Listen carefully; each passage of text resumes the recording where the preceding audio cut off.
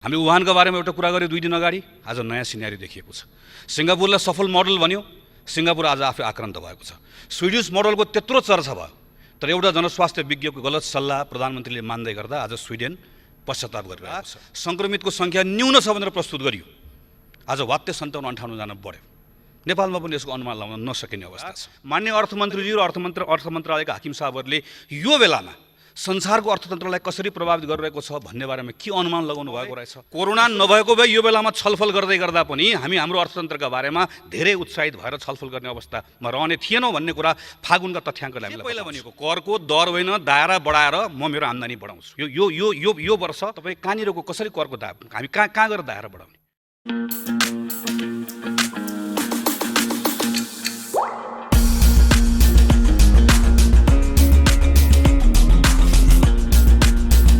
तपाईं यति बेला हेर्दै हुनुहुन्छ सोसियल नेपाल। सम्माननीय सभामुख महोदय, कोरोना संक्रमणको प्रभावले विश्व अर्थतन्त्र करिब 3% खुम्चने अनुमान अन्तर्राष्ट्रिय मुद्रा कोषले गरेको छ। धनी मुलुकको वृद्धि दर 6% ऋणात्मक हुँदै गर्दा चीन बाहेकको विकासशील देशको पनि करिब 2.2% वृद्धि दर घट्ने अनुमान गरिएको छ। बितेको 90 वर्षमा करिब विश्व अर्थतन्त्रलाई एकैपटक प्रभावित गरेको यो पहिलो पटक हो। अझ यो प्रक्षेपण त अहिले प्रारम्भिक तथ्याङ्कहरूमा आधारित छ। यो भाइरस यसरी नयाँ ढङ्गले प्रकट भइरहेको छ, वैज्ञानिकहरूले यसरी झुकाइरहेको छ। यो कसरी अगाडि बढ्छ, यसको पटाक्षेप कसरी हुन्छ भन्ने कुराको बारेमा कसैले पनि ठोक्का गर्न सक्दैन। हामी वुहानको बारेमा एउटा कुरा गऱ्यौँ 2 दिन अगाडि, आज नयाँ सिनेरियो देखिएको छ। सिङ्गापुरलाई सफल मोडल भन्यो, सिङ्गापुर आज आफै आक्रान्त भएको छ। स्विडिश मोडलको त्यत्रो चर्चा भयो, तर एउटा जनस्वास्थ्य विज्ञको गलत सल्लाह प्रधानमन्त्रीले मान्दै गर्दा आज स्विडेन पश्चाताप गरिरहेको छ। जे भए तापनि अनुमान लगाउन नसकिने अवस्थामा थुप्रै देशहरू छन्, हामी पनि छौँ। अर्थमन्त्रीले 2 दिन अगाडि प्रस्तुत गर्नुभएकोमा बडो गौरवका साथमा सरकारको कामले गर्दा सङ्क्रमितको सङ्ख्या न्यून छ भनेर प्रस्तुत गरियो, आज वात्य 57-58 जना बढ्यो। नेपालमा पनि यसको अनुमान लगाउन नसकिने अवस्था छ। तर यति कुरा भन्न सकिन्छ, यसले अर्थतन्त्रलाई संसारभरिको अर्थतन्त्रलाई प्रभावित गरेको जस्तो नेपाललाई पनि प्रभावित गरेको छ। एसियाली विकास ब्याङ्कले प्रक्षेपण गरेको 9 दिन पछाडि अन्तर्राष्ट्रिय मुद्रा कोषले नेपालको अर्थतन्त्रको साइज कस्तो हुन्छ भनेर गरेको त्यो प्रक्षेपणमा आनको तान फरक छ। यस्तोमा हामी बजेटको सिद्धान्तहरू प्राथमिकतामा छलफल गर्दैछौँ। बजेट भनेको आएर व्ययको अनुमान हो।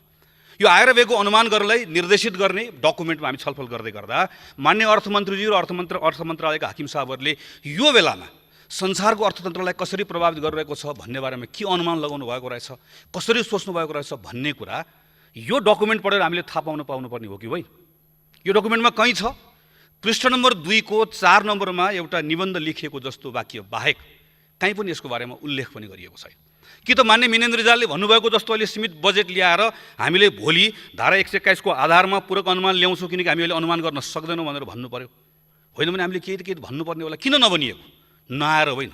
विद्वान अर्थमन्त्रीजी हुनुहुन्छ, यो कित्ताले सबैभन्दा बढी जानेको बुझेको भनेर विश्वास गरेको अर्थमन्त्री हुनुहुन्छ, नआएर होइन, भन्न नचाहेर।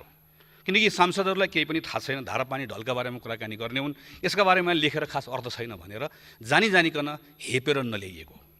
कोरोनाको यो सङ्क्रमण आइसके पछाडि अमेरिकाले केयर भन्ने एउटा छुट्टै अध्यादेश कानुन लिएर आयो, फ्रान्सले, जर्मनी सबैले प्याकेज लिएर आयो।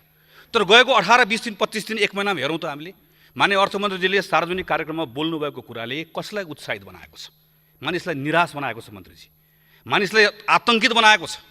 कम्तीमा हाम्रो बजेटले एउटा भरोसा जगौला कि भन्ने आशा गरिरहँदाखेरि यो डकुमेन्ट हेर्दै गर्दा हामीले त्यो भन्ने ठाउँ पाउँदैनौँ। सम्माननीय सभामुख महोदय, कोरोना नभएको भए यो बेलामा छलफल गर्दै गर्दा पनि हामी हाम्रो अर्थतन्त्रका बारेमा धेरै उत्साहित भएर छलफल गर्ने अवस्थामा रहने थिएनौँ भन्ने कुरा फागुनका तथ्याङ्कले हामीलाई बताउँछ। हामीले हिजो के गरेनौँ, जुन कुरा यो पटक हामीहरू गर्न जाँदैछौँ, कुनको क्रमभङ्ग हामी गर्दैछौँ, कहाँ हामी नवीनता ल्याउँदैछौँ, कहाँ हामी कुन कार्यक्रमलाई हामी निरन्तरता दिँदैछौँ, कुन सिद्धान्तमा टेकेर, यसका बारेमा केही चर्चा गरिएको छ, केही पनि चर्चा गरिएको छैन। पृष्ठ 7 को 16 र 17 गएर भनिएको छ, म जे पहिला भनेको करको दर होइन दायरा बढाएर म मेरो आम्दानी बढाउँछु। यो यो यो यो यो वर्ष तपाईँ कहाँनिरको कसरी करको हामी कहाँ गएर दायरा बढाउने, खर्च घटाउने बारेमा यस्तो मौका आउँदै गर्दा पनि एउटा ठोस साहस गरेर यो पटक म सार्वजनिक खर्च पुनरावलोकन आयोगले भनेको त्यसका सिफारिसहरू कार्यान्वयन गरेर म देखाइदिन्छु। म यो पटक 100औं ठाउँका ती फिजुल खर्चहरू कटौती गर्छु भन्ने साहस पाएको बेलामा पनि सरकारले भन्ने आँट गर्न सकेन। करिब 6 लाख मानिसहरू फर्कँदैछन्। ती मानिसहरूको बारेमा सरकारलाई धेरै चिन्ता छैन भन्ने कुराको लागि अहिले सिमानामा गएर हामी हेर्न गए हुन्छ। बाहिर खाडीमा रहेका मानिसहरूको बारेमा प्रधानमन्त्रीले भन्नुभएको अभिव्यक्ति सुने हुन्छ। 4 लाख मान्छे यो पटक जाँदैन, 10 लाख मान्छेको सबैभन्दा पहिला खल्ती प्रभावित हुन्छ। खल्ती प्रभावित हुँदै गर्दा खुत्रुके प्रभावित हुन्छ। खुत्रुकेबाट मात्रै प्रभाव सीमित रहँदैन, ढुकुटी यसले प्रभावित गर्छ। किनकि हाम्रो इकोनोमीको सबै कुरा त्यहीँबाट सुरु हुन्छ। माग आपूर्तिको, वस्तुको, सेवाको, मुद्राको सबै कुरा त्यहीँबाट सञ्चालित प्रभावित हुँदै गर्दाखेरि यो हामी करिब 10 लाख मान्छेलाई हामी कहाँ लान्छौँ अब? त्यसका निम्ति मसँग समय भएन, पृष्ठ 11 हामी हेर्न सक्छौँ। हामीले भनेको कुरा हेरौँ। मानव कि योभन्दा पहिला ती सबै मानिसहरू एग्रिकल्चरमा काम गर्नका निम्ति इच्छा नभएर गएका हुन्। मानव कि योभन्दा पहिला तिनलाई साना उद्यम चलाउने उत्प्रेरणा थिएन। हामी त्यति भनिरहेका छौँ। हाम्रो गाउँमा मानिसहरू फर्केर गएका छन्। मन्त्रीजी, गाउँमा गएका मानिसहरू बस्छन्, तर कृषिसँग मात्र जोडेर हेर्नु हुँदैन, उनको एजुकेसन र हेल्थलाई जोडेर हेर्नुपर्छ। मान्य मन्त्रीजीहरूले कति धेरै मान्य मन्त्रीजीहरूले यहाँ आएर मैले भनेको सुनिरहेको छु कि हामीले स्वास्थ्यमा यो लगानी बढाउँ, स्वास्थ्यमा यो लगानी बढाउँ। गएको वर्ष करिब 5% मात्रै, 5 भन्दा पनि कम बजेट विनियोजन भयो। तपाईहरुको प्रत्येकको गाउँपालिका, नगरपालिकामा तलदेखि माथिसम्म 4300वटा स्वास्थ्य संस्था, टिचिङ अस्पतालदेखि तपाईको गाउँको वार्डसम्म कस्तो बनाउने, कति बेडको बनाउने, कतिजना चिकित्सक राख्ने भन्ने बारेमा सबै अध्ययन भएर 74 सालदेखि स्वास्थ्य मन्त्रालयमा थन्किएर बसेको छ। यहाँ मात्र करिब यो वर्ष 10 अरब रुपियाँ खर्च गर्न सकिने योजना बनाएर राखिएको छ। 5 अरब रुपियाँ मात्रै सरकारले खर्च गर्यो भने 50 अरब रुपियाँको उपकरण लिएर आएर इन्स्टलमेन्टमा प्रत्येक वर्ष केनियाले गरेको जस्तो 5 अरब तिरेर मात्रै यही वर्ष स्वास्थ्यमा ठुलो डिपार्चर गर्न सकिने गरिकन सबै कुरा नेपाल सरकारले तयार गरेर राखेको कुरा 3 वर्षदेखि यो डकुमेन्ट थन्किएको छ। यसलाई पल्टाएर हेरेको छ स्वास्थ्य मन्त्रालयले, यसलाई पल्टाएर एकचोटि मागेको छ अर्थ मन्त्रालयले। अनि यो वर्ष हामी कहाँ के गर्दैछौँ जसको कारणले गर्दा हाम्रो यो पटक परिवर्तन हुँदैछ। के मौकाहरू आएको छ, डिजिटलाइजेसनको मौका आएको छ, नयाँ नवप्रवर्धनको मौका आएको छ। मान्य उद्योग मन्त्री यहाँ हुनुहुन्छ। राष्ट्रिय योजना आयोगले हिजो मात्र गरेको निर्णय हामीले हेरौँ त। हामीले च्यालेन्ज फन्ड भनेर जुन च्यालेन्ज फन्ड यहाँबाट बनायौँ, त्यो च्यालेन्ज फन्डलाई लिएर गएर हामी ग्रान्टमा मार्दैछौँ। अब यहाँबाट हामी नवप्रवर्तन गराउँछौँ। उद्योगमा अहिले पनि हामीले भन्ने आँट गरेनौँ। कुनै बेला 12% 13% योगदान भएको उद्योग अहिले 5% मा झरेको छ। हामीले कहिले दोष केलाई दियौँ? 49 सालमा गएर भ्रिकुटी कागज कारखाना सभा महोदय हामीले केलाई भन्यौँ? भ्रिकुटी कागज कारखाना बेच्यो। यो त्यस कारणले गर्दा उदयपुर सिमेन्ट बेच्यो। मान्य सभामुख, सम्माननीय सभामुख महोदय, यो सरकारलाई आँट छ। त्यसैदेखि सरकारले उद्योग चलाउँछु भन्नुहोस्। हिजो उद्योगको निजीकरण गरिएको कारणले गर्दा नेपालको औद्योगिकरण खत्तम भएको भनेर भन्ने हो भने कि सरकारले आँट गरोस् न त उद्योग खोल्ने। हामी जहिले पनि त्यसलाई लुकायौँ। हामीले भनेनौँ के कारणले गर्दा नेपालमा औद्योगिकरण हुन सकेन भन्ने कुरामा छिर्ने आँट गरेनौँ। यो पटक मौका आयो। सम्माननीय सभामुख महोदय, म टुङ्ग्याउने बेला यति मात्र भन्न चाहन्छु, एउटा सङ्कल्प हामीले खोजेको, एउटा साहस हामीले खोजेको, एउटा सृजनात्मकता हामीले खोजेको यो अहिलेको यो प्रतिकूलताको बिचमा। तर सङ्केतहरू त्यतातिर त्यसले हामीलाई देखाइरहेका छैनन्। यसले हामीलाई थप निराश बनाउने एउटा सङ्केत बजेटको यो प्रारम्भिक डकुमेन्टले गरोस्। बजेट आउँदै गर्दा यो बदलियोस्, यही शुभकामना व्यक्त गर्न चाहन्छु। धन्यवाद। जय नेपाल। सम्मान्य सभामुख महोदय, मान्य अर्थमन्त्रीद्वारा सङ्घीय संसदमा प्रस्तुत विनियोजन विधेयक 2077 का सिद्धान्त र प्राथमिकतामाथिको धारणा प्रस्तुत गर्ने सन्दर्भमा सर्वप्रथम कोरोना महामारीको कारण सृजित आर्थिक तथा जनजीवनमा पर्ने प्रभावका चुनौतीहरूको सामना गर्दै देशलाई सुरक्षित राख्नेतर्फ केन्द्रित हुनुपर्नेमा कसैको दुईमत हुन सक्दैन भन्ने कुरामा जोड दिन चाहन्छु। यो देशको साझा चुनौती हो, तर यो चुनौतीको सामना गर्ने सन्दर्भमा हाम्रो अगाडि प्रस्तुत मुख्य चुनौतीहरूलाई प्राथमिकीकरण गर्नु अत्यन्त आवश्यक छ। यी सिद्धान्त र नीतिहरू यिनै चुनौतीमा केन्द्रित भएर बजेटमा प्रतिबिम्बित हुनुपर्छ भन्ने मेरो धारणा छ। अहिलेको जुन अवस्था छ त्यो अवस्थामा कृषि र राष्ट्रिय सुरक्षालाई अत्यधिक महत्त्व दिनु अत्यन्त आवश्यक छ। किनभने नेपाल बाहिर रहेका लाखौँ नेपालीहरू त्यहाँ जुन प्रकारको गम्भीर परिस्थितिको सामना गरिरहेका छन्, ती नेपालीहरू अब निकट भविष्यमा स्वदेश फर्किनुपर्ने बाध्यात्मक परिस्थिति सिर्जना हुन सक्ने देखिँदैछ। सुरक्षाको स्थितिको बारेमा मैले चर्चा गरिरहनु पर्दैन। नेपालको लिम्पियाधुरा, लिपुलेक लगायत कालापानी क्षेत्रमा भारतले अतिक्रमण गरेको छ र यस अतिक्रमणको सम्बन्धमा यस सम्मानित सदनमा र संसदका विभिन्न समितिहरूबाट पटक पटक नेपाल सरकारको ध्यान आकर्षित गराइएको थियो र ती क्षेत्रहरूको सुरक्षाको लागि आवाज बुलन्द गरिएको थियो। तर अहिलेसम्म त्यसमा कुनै सार्थक पाइला चालिएको छैन। देश सुरक्षित नभई, जनता सुरक्षित नभई त्यहाँका कुनै पनि विकास गतिविधिहरू सार्थक रूपमा अगाडि बढ्न सक्दैनन्। त्यसकारण यो राष्ट्रिय सुरक्षालाई प्राथमिकतामा राख्नुपर्छ भन्नुको अर्थ हाम्रो सिमानाको सुरक्षा गर्नको लागि त्यहाँ आवश्यक सुरक्षाकर्मीहरू खटाउने र ती सुरक्षाकर्मीहरूको लागि बस्ने, खाने, लुगा, कपडा, उपकरणहरूको उचित प्रबन्ध गर्नुपर्ने कुराहरू पर्दछन्। तर हामी सुनिरहेका छौँ अहिले सिमानामा कोरोनाको सङ्क्रमणलाई रोक्नको लागि, भारतबाट आउने मानिसहरूको आवागमनलाई नियन्त्रण गर्नको लागि खटाइएका सुरक्षाकर्मीहरू समेत बिचल्लीमा हुने स्थिति भइरहेको कुरा हामी दिनदिनै छापाहरूमा पढ्छौँ, टेलिभिजनमा हेर्छौँ। त्यसकारण मैले अब आउने बजेटमा नीति सिद्धान्त बनाउँदा ती व्यक्तिहरूको लागि, ती सुरक्षाकर्मीहरूको लागि र ती सिमानाका क्षेत्रहरूमा तुरुन्तै भौतिक संरचनाहरू निर्माण गर्ने लगायत ती व्यक्तिहरूको लागि आवश्यक उपकरणहरूको प्रबन्ध गर्ने नीति प्रष्ट रूपमा अगाडि सारिनु पर्दछ। हामीले अहिले जुन कालापानी क्षेत्रको कुरा गरिरहेका छौँ त्यहाँ पनि धेरै समय अगाडि नेपाली सेनालाई सडक निर्माण गर्नुपर्ने कुराको आवश्यकता बोध भएर जिम्मा दिएको थियो भन्ने कुरा हामीले जानेका हौँ, बुझेका हौँ। तर त्यो सम्बन्धमा अहिलेसम्म कुनै काम भएन, किनभने नीति र सिद्धान्तलाई व्यवहारमा रूपान्तरण गरिँदैन भने त्यो नीति र सिद्धान्तको कुनै पनि अर्थ हुँदैन। पञ्चायतकालमा समेत त्यहाँ सीतापुल भन्ने ठाउँमा भारतसँगको भन्सार र टिङ्कर नाका भन्ने ठाउँमा चीनसँगको भन्सार सञ्चालित थियो। हामी जनताबाट अनुमोदित, यत्रो जनताको समर्थन प्राप्त हामी त्यो पञ्चायतकालमा समेत भएको त्यो भन्सार बिन्दु र त्यसपछिको बहुदलीय व्यवस्थामा समेत भएको भन्सार बिन्दु पुनर्स्थापना गर्नको लागि नीति र सिद्धान्त यदि राष्ट्रिय सुरक्षा, राष्ट्रिय हितमा केन्द्रित हुनेछ भनेर मन्त्रीजीले भन्नुभएको जस्तै साँच्चीकै हो भने त्यहाँ पाइला चाल्न हामीलाई केले रोक्छ? यी कुराहरू यो नीति र सिद्धान्तलाई व्यवहारमा रूपान्तरण गर्ने सन्दर्भका अत्यन्त महत्त्वपूर्ण पक्ष हुन्। यतातर्फ ध्यान दिनु अत्यन्त आवश्यक छ। मैले अघि कृषिको जुन कुरा गर्दै थिएँ त्यसमा पनि ठोस कार्यक्रमहरू ल्याइनु पर्यो। यस सन्दर्भमा माननीय मन्त्रीजीले आफ्नो प्रस्तुतिको पृष्ठ नम्बर 12 मा भन्नुभएको छ, कृषिमा टुटेको उत्पादन सम्बन्धलाई कोरोना महामारी पश्चात प्राप्त हुने सम्भावनालाई पुनर्स्थापित गर्ने अवसरका रूपमा लिने।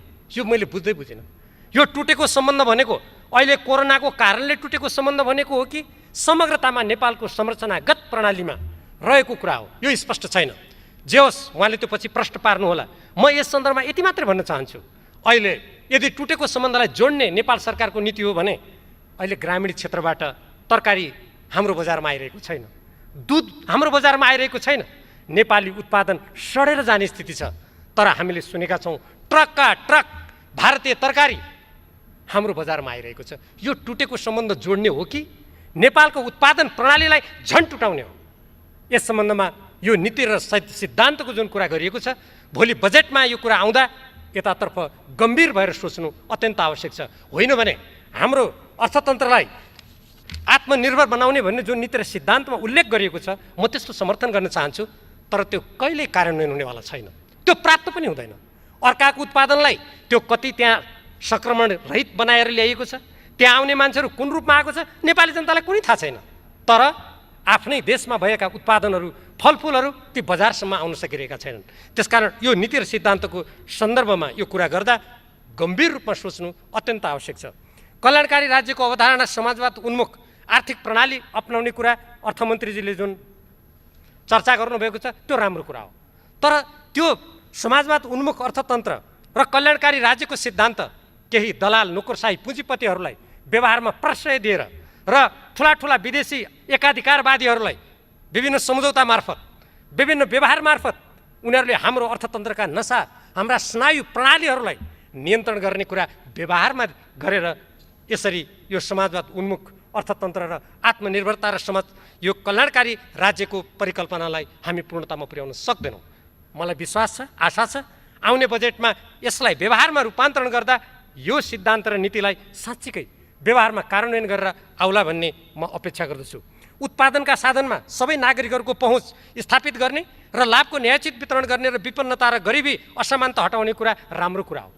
तर विगतका दिनहरूलाई हामीले हेऱ्यौँ भने यी कुराहरू व्यवहारमा कार्यान्वयन भएको देखिँदैन र यसलाई व्यवहारमा कार्यान्वयन गर्नुको लागि अब जुन सुशासनको हामीले कुरा गरेका छौँ, भ्रष्टाचार विरुद्धको शून्य सहनशीलता, नीतिगत भ्रष्टाचार हुन नदिने कुरालाई अर्थमन्त्रीजीको जुन प्रस्तुतिमा चर्चा गरिएको छ, यसलाई साँच्चीकै कुनै पनि शक्तिशाली व्यक्ति किन नहोस्, राज्य सत्ता र शक्तिका निकट किन नहोस्, यदि कुनै व्यक्तिले भ्रष्टाचारयुक्त काम गरेको छ भने निजहरूलाई कारबाही गर्न हाम्रा राज्यका निकायहरूले स्वतन्त्रतापूर्वक कुनै धक नमानेर काम गर्न सक्ने वातावरण सिर्जना हुनुपर्छ।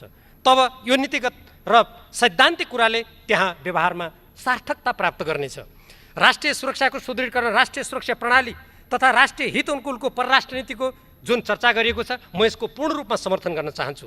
तर यो कुरा गरिरहँदा नेपालको सार्वभौम सत्ता, नेपालको स्वतन्त्रता स्वाधीनताको सन्दर्भमा संयुक्त राष्ट्रको बडापत्र, असंलग्नताका सिद्धान्तहरू, पञ्चशीलका सिद्धान्त अनुकूल राज्यले अरू देशहरूसँग गर्ने व्यवहार, स्वतन्त्र परराष्ट्र नीति परिचालन गर्ने कुरामा दृढता र कुनै पनि शक्तिका सामु सार्वभौम सत्ता कसैको पनि सानो ठुलो हुन सक्दैन। हामी सार्वभौम समानताको सिद्धान्तमा अडेर अगाडि बढ्छौँ भन्ने कुरा राष्ट्रिय साधन स्रोतको अधिकतम प्रयोगमा प्रतिबिम्बित हुनुपर्दछ। विभिन्न सन्धि सम्झौताहरू गर्दा त्यहाँ प्रतिबिम्बित हुनुपर्दछ।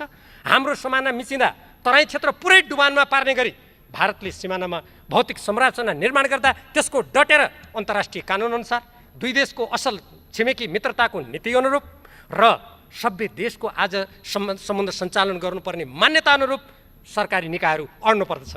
तर कहिलेकाहीँ हामी सुन्छौँ सम्झौता गर्न जाँदा त्यहाँबाट सहमति गर्न आउँदा यहाँ देशभक्त नेपालीहरूले चिच्याउनु पर्ने स्थिति बेला बेलामा सिर्जना हुने गरेको छ। त्यसबाट आजको यो लोकतान्त्रिक नेपाल, गणतान्त्रिक नेपाल, सङ्घीय नेपाल मुक्त हुनुपर्दछ। यो नेपाली जनताले व्यक्त गरेको अभिमत हो। यसको साथसाथै नेपालको सीमा सुरक्षा, राष्ट्रिय प्राकृतिक स्रोतहरूको राष्ट्रिय अनुकूल अत्यधिक प्रयोग गर्ने कुरा मैले अघि जुन भर्खरै भने, यी सबै कुराहरू नेपालको राष्ट्रिय सुरक्षालाई सुदृढ गर्दाखेरि मात्रै सम्भव हुने भएको हुनाले तुरुन्त नेपालको नक्सा जारी गर्नुपर्छ र नेपालको नक्सा जारी गरेर नेपाली जनताले त्यो सीमाभित्र स्वाधीनतापूर्वक त्यसपछि आफ्नो अधिकारको उपभोग गर्छन्, आफ्नो स्वनिर्णयलाई उनीहरूले कार्यरूपमा परिणत गर्छन् भन्ने कुरा स्थापित हुनुपर्छ।